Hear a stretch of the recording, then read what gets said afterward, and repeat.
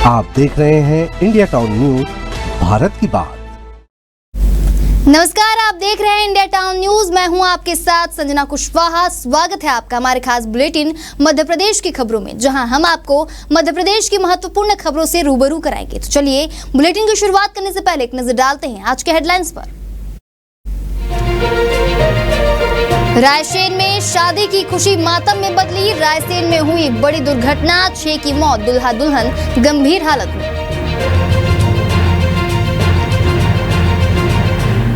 मंडला में कान्हा के जंगल में मंगल, जंगल की राजा की जल क्रीड़ा। कान्हा नेशनल पार्क में शेर दर्शन। विदिशा के जंगल में अवैध खनन पर एक्शन, 4 ट्रैक्टर और 2 ट्रक जब्त, 4 वन रक्षक किए गए सस्पेंड। ग्वालियर में 3 माह में 3 करोड़ का खेल डिजिटल ठगी का मामला, आरोपी पुलिस रिमांड पर।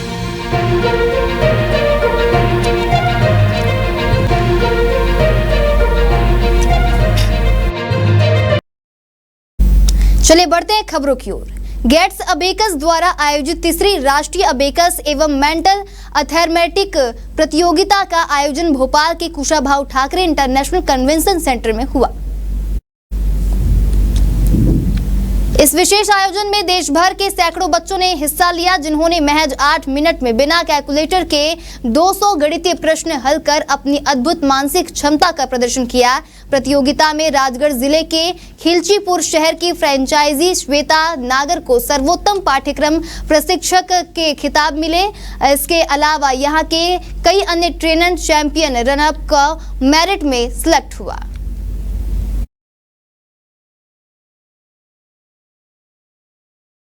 ग्वालियर शहर में हुई डिजिटल अरेस्ट से 2.5 करोड़ की ठगी का पैसा देश के 8 राज्यों में ट्रांसफर हुआ है। बता दें, एसआईटी की ठगी ने 10 लाख रुपए ट्रांसफर करने वाले उज्जैन के बंधक बैंक के मैनेजर, महिला कैशियर सहित नागदा से 6 लोगों को गिरफ्तार किया है। इन सभी को कोर्ट में पेश कर रिमांड पर ले लिया गया है। वहीं ठग गिरोह से पूछताछ में खुलासा हुआ कि 3 महीने में 3 करोड़ रुपए की रकम ठगों ने आरोपियों तक पहुंचाई है।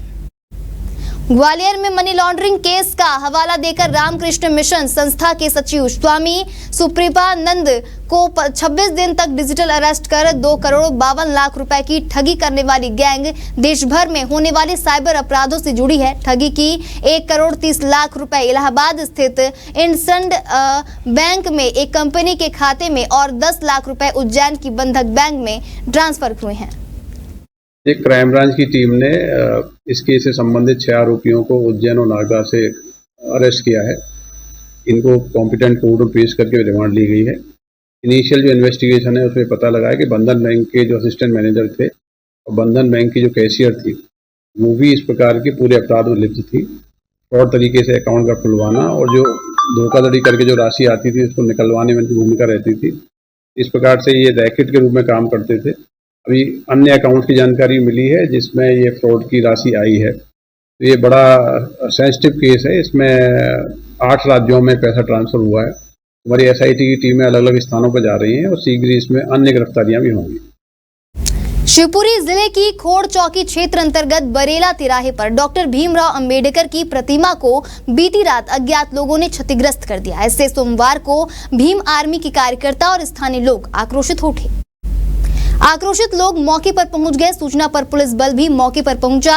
लोगों ने पुलिस प्रशासन से मांग की है कि अज्ञात आरोपियों को शीघ्र ही गिरफ्तार किया जाए, क्योंकि इससे पहले भी 3 बार भीमराव अंबेडकर की मूर्ति को क्षतिग्रस्त किया जा चुका है। इस प्रकार की घटना से समाज की भावनाओं का अपमान हुआ है। वहीं गांव में पुलिस बल तैनात किया गया है।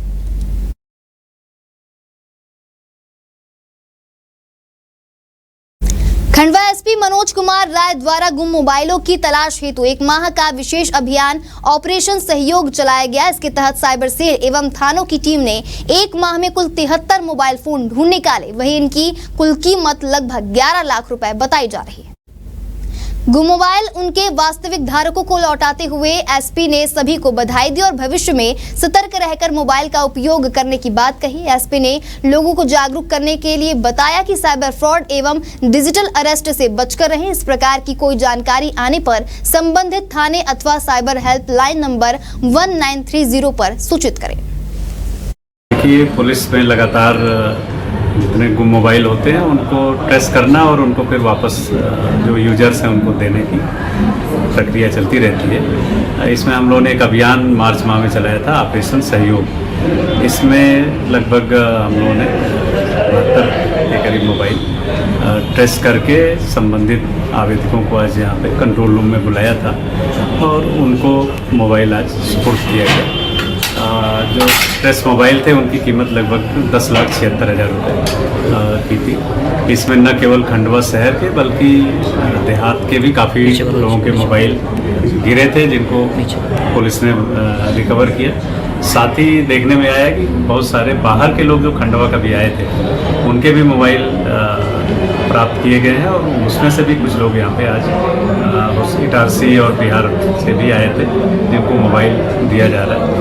मुख्यमंत्री डॉक्टर मोहन यादव आज उज्जैन पहुंचे, जहां उन्होंने जल गंगा संवर्धन अभियान के तहत उज्जैन की श्रीपा नदी के रामघाट की सफाई की और नदी में डुबकी भी लगाई। मध्य प्रदेश में जल संरक्षण के लिए इन दिनों जल गंगा संवर्धन अभियान चलाया जा रहा है। इसके तहत नदी, तालाबों, पोखरों और कुएं, बावड़ियों की साफ सफाई व जीर्णोद्धार का काम किया जा रहा है। इसी के तहत मुख्यमंत्री डॉक्टर मोहन यादव ने शिप्रा नदी के रामघाट की साफ सफाई की। इसके बाद उन्होंने शिप्रा में डुबकी लगाई और स्नान कर मां श्रीपा का पूजन अभिषेक किया। मुख्यमंत्री डॉक्टर मोहन यादव ने शिप्रा के रामघाट पर सलामतपुर से आए पंचकोशीय यात्रियों का स्वागत कर पंचकोशीय यात्रा का शुभारंभ किया। वहीं डॉक्टर मोहन यादव ने इस अवसर पर नगर निगम के सफाई मित्रों को सम्मानित भी किया। सनावद नगर के इम्पून भोगवा रोड स्थित हजरत अब्दुल रशीद कलंदरी रहमतुल्लाह अलैह की दरगाह पर 3 दिवसीय उर्स का आयोजन किया गया, जहां दरगाह का सज्जादा नशीन हसन कलंदरी ने परचम कुशाई की। रर महफिले मिलाद एवं सूफियाना तहरीर हुई, जिसमें पीर ए तरीकत हजरत अब्दुल रशीद कलंदरी रहमतुल्लाह अलैह के जीवन पर रोशनी डाली गई। दूसरे दिन सुबह कुरान खवानी का आयोजन हुआ। शाम को नगर के जरदार चौक स्थित हाजी हमीद इत्रवालों के निवास से चादर लेकर नातियां कलाम पढ़ते हुए सैकड़ों अकीदत मदंश दरगाह पहुंचे, जहां चादर पेश कर सलातो सलाम और फातिहा हुई। मुस्लिम समाज में शादियों में फिजूल खर्ची और कुरीतियों को रोकने के उद्देश्य से इंदौर के खजराना की सामाजिक संस्था रजा-ए-मुस्तफा वेलफेयर सोसाइटी द्वारा दूसरा इत्तेजमाई निकाह का आयोजन इंदौर के नाहर शाह वली दरगाह मैदान में किया गया। सामाजिक संस्था रजा-ए-मुस्तफा वेलफेयर सोसाइटी के सदर जावेद खान हफीज खान ने कमेटी के 40 सदस्यों के साथ मिलकर यह आयोजन किया। इंदौर, खरगोन, देवास और आसपास के इलाके की 8 लड़कियों की शादी सम्मेलन में कराई गई। वहीं मुफ्ती ए मालवा हजरत नरूल हक ने निकाह का खुतबा और दुआएं की। इंदौर के खजराना में एक ऐसा प्रयोग किया गया है जिसके अंदर इज्तिमाई शादी के अंदर नशे को लेकर शपथ दिलाई गई है और लोगों ने वादा किया है कि यहाँ पर अब नशा नहीं होगा, क्योंकि खजराना उड़ता हुआ नशे का एक ऐसा बादल बन चुका है जहाँ पर हर जगह नशा बिक रहा है, लोग नशे के अंदर सराबोर हो रहे हैं। इसको लेकर सोशल वेलफेयर के अंदर एक ऐसी मुहिम चालू की गई है जिसमें लोगों के बीच में जाकर शपथ दिलाई जा रही है। कैमरा पर्सन गुफरान पूरा लेडीज डिपार्टमेंट संभाला है। India town news. समाज से जुड़ा हुआ मुद्दा है। मेरा ये मानना है कि रजा-ए-मुस्तफा की जानिब से जो सामूहिक सम्मेलन किया गया और उसके सदर थे जनाब जावेद खान साहब, तो आज ये समाज की अहम जरूरत हो गई है। जिस तरह से लोग कहते हैं कि पढ़ोगे लिखोगे बनोगे नवाब, खेलोगे तो बनोगे खराब, मेरा ये मतलब है कि जो देश के हालात है, जो शहर के हालात है, जो खजराना के आज हालात हुए हैं, हालात ये है कि हर घर के अंदर कहीं ना कहीं कोई बच्चा नशा करता हुआ मिल रहा है और ये हमारी नैतिक जिम्मेदारी है कि कब कौन इसकी जद में आ जाएगा। इसलिए शपथ दिलाना बहुत ज्यादा जरूरी है कि हमारे घर से, हमारे पड़ोस से, हमारे शहर से, हर जगह से एक आवाज आ रही है कि हर तरफ नशा छा रहा है। हम हर संभव कोशिश करते हैं, मस्जिदों में ऐलान करवाते हैं, और दूसरा हम जाती तौर से ऐलान करते हैं, माइक लेके निकलते हैं। तो आज का ये जो मौका था, नई जिंदगी की शुरुआत उन लोगों की हो रही है जिनकी आज शादी हुई, तमाम लोग आए, तो हमने शपथ जो है लिए कि नशा जड़ से समाप्त होना चाहिए और नशे का खात्मा होना चाहिए। जाए मुस्तफा वेलफेयर सोसाइटी जो है पिछले 13 सालों से अपने कामों को, खिदमत को अंजाम दे रही है, लेकिन ये जो सम्मेलन है पिछले 2024 से आज पूरा सम्मेलन है हमारा। 2024 में हमने स्टार्ट करा था। कई जगह हम जाते हैं, हमारी कमेटी जैसे 13 साल से चल रही है, तो कई लोग आते हैं कि हमारी बेटी की हल्दी के लिए खर्चा नहीं है, हमारी बेटी के लिए ये नहीं है, हमारी बेटी के लिए वो नहीं है। तो हमने उसको देखते हुए ये फिजूल खर्ची से रोकने के लिए ये कदम उठाया है। ऐसे माशाल्लाह इंदौर शहर में क्या हर जगह सम्मेलन होते हैं, लेकिन हमारे जो कमेटी द्वारा होता है इसके अंदर हम फिजूल खर्ची से सबको रोकते हैं, दूल्हे दुल्हन वालों को सबको इस फिजूल खर्ची से रोकते हैं। और आप देख रहे हैं आपकी आंखों की निगाहों से कि रजा मुस्तफा सोसाइटी ने और यहाँ की जो जनप्रतिनिधि हैं सैयद वाहिद अली साहब खजराने के इंदौर के लोगों ने मिलकर हम हमारे साथ कर हिस्सा लिया। और अच्छी बात है ये गरीब, मतलब सबके लिए अच्छी बात है ये। अच्छी आपको लाख लाख शुक्रिया है। आपके घर शादी होती है, इतने लोग शरीक होते क्या? नहीं, हमारे सब रिश्ते दूर दूर हैं। आपको अच्छा लग रहा है शादी के अंदर? जी, इतने लोग शरीक हुए हैं, बहुत बहुत मेहरबानी। रायसेन जिले के सुल्तानपुर थाने के अंतर्गत ग्राम बमहोरी के ढाबे के सामने बिहार के पटना से दुल्हा दुल्हन के साथ वापस लौट रहे इंदौर के परिवार की गाड़ी सड़क हादसे का शिकार हो गई। हादसे में 6 लोगों की मौत हो गई और 3 लोग गंभीर रूप से घायल हो गए। वहीं मौके पर पहुंची पुलिस ने स्थानीय लोगों की मदद से सभी को अस्पताल भेजा। भोपाल जबलपुर नेशनल हाईवे 45 पर बमहोरी गांव के पास सोमवार को सुबह यह दुर्घटना हुई। ड्राइवर को झपकी लगने से बेकाबू हुई तूफान गाड़ी 10 फीट गहरी खाई में जा गिरी। हादसे में 6 लोगों की मौत हो गई, दुल्हा दुल्हन सहित 3 लोग घायल हो गए। घायलों को जिला अस्पताल में भोपाल में रेफर किया गया है। कलेक्टर और पुलिस अधीक्षक भी मौके पर पहुंच गए थे। तूफान वाहन में सवार युवक गंभीर रूप से घायल हुए हैं। ये सभी इंदौर के चंदन नगर के निवासी हैं।